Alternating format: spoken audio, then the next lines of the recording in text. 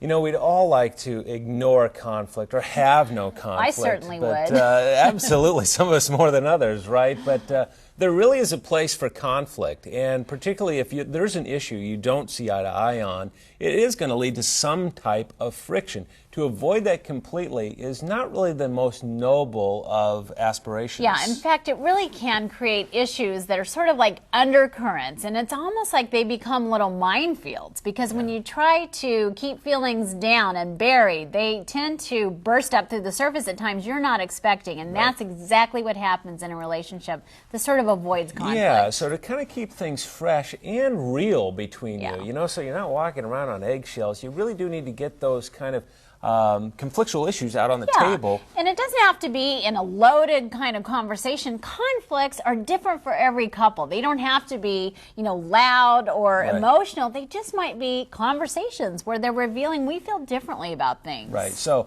what can you do if you're married to somebody who doesn't want to put that conflict out? What can you do to kind of bring that out of them? Yeah, I think one of the most important things you can do is think of an exercise that you might be able to put into practice, maybe on a weekly basis, that just creates a context for things to come up in your conversation. Yeah, and sometimes with small issues, right? I mean, losing the car keys or something kind of insignificant that you recover from.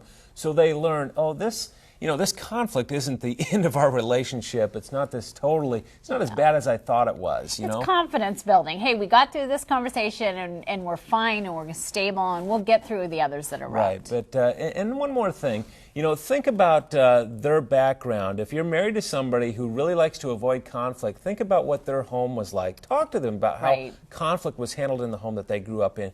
Chances are they haven't had many models of how to respond to conflict or even dialogue in the midst of conflict. Yeah, that's right. But ultimately, it's really important that you both feel relaxed and fully present and non-anxious with each other. And that means you're going to have moments where things just erupt and are a little bit messy emotionally. That's right.